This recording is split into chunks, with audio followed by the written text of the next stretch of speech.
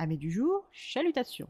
Pour les petits nouveaux, moi c'est Sekhmet et je vous souhaite la bienvenue dans mon podcast littéraire. Dans mon émission, je vais tenter 3 fois par semaine de vous donner envie de découvrir des livres de tout poil, récents et moins récents. Alors, si ça vous tente, c'est par ici la suite. Aujourd'hui, en ce jour de réveillon de Noël, je vais vous présenter Pulmoche recherche partenaire pour Noël de Fanny Midjani aux éditions Hugo Poche. Dans cette romance de Noël, nous rencontrons Nell Hoover, comme la marque d'aspirateur, comme elle aime à le préciser, à Chicago en plein mois de novembre. Elle travaille pour une start-up familiale qui vend des articles personnalisables du nom de Textile Création Personnelle by Alistair, dont l'acronyme est TCP. Son nouveau patron, car oui, c'est un tout nouveau emploi pour Nell, est le très joyeux et enthousiaste John Alistair, accompagné de son épouse Katie. Le couple a accepté d'accueillir dans leur entreprise Nell car elle est la meilleure amie de Tricia, la femme du cousin de John, Ted, et accessoirement la comptable de l'entreprise.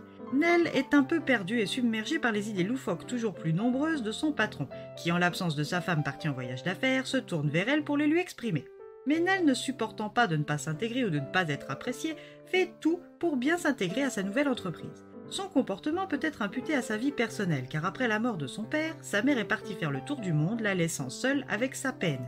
Son compagnon, Luke Miller, lui aussi donne toujours une seconde, voire dernière place à sa relation.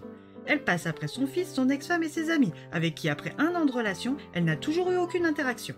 Nell ressent le besoin de se faire aimer, et du coup s'entoure mal, et ce n'est pas sa meilleure amie, Tricia, et unique relation saine, qui dira le contraire. Un matin, après s'être encore fait oublier par son compagnon, la gentille Nell se rend au travail. Et son duo de patron va lui faire une proposition inattendue.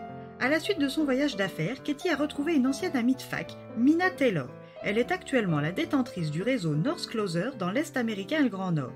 Elle possède également une boutique de vêtements chauds à Yellowknife au Canada. Elle a accepté de développer son activité avec un partenariat avec TCP by Alistair pour la mise en vente de Pulmoche de Noël, véritable institution américaine qu'elle souhaite importer et développer au Canada. C'est là qu'entrent en jeu les talents en communication et développement de Nell.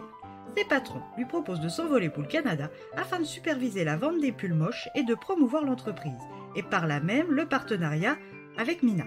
Au vu de la récente dispute qu'elle a eue avec Luke et son besoin de faire le point, elle accepte et part pour le Canada dans la foulée pour 1 mois. Le surlendemain, elle embarque pour 8 heures de vol et 2 interminables escales. À son arrivée, elle doit attendre une demi-heure dans le froid pour obtenir un taxi et quand vient son tour, un homme sorti de nulle part tente de lui prendre. Nell n'accepte pas la situation et impose un covoiturage à cet ours mal léché. Arrivée devant la boutique de Yellowknife, elle fait la connaissance de sa charmante hôtesse d'accueil et future collègue du mois à venir, Judith. Cette dernière l'accompagne à son logement et le courant entre les deux femmes est immédiat. Nell est rassurée car après cette expérience à l'aéroport, elle craignait que tous les Canadiens du Grand Nord soient pareils. Judith lui donne les clés et lui souhaite une bonne nuit.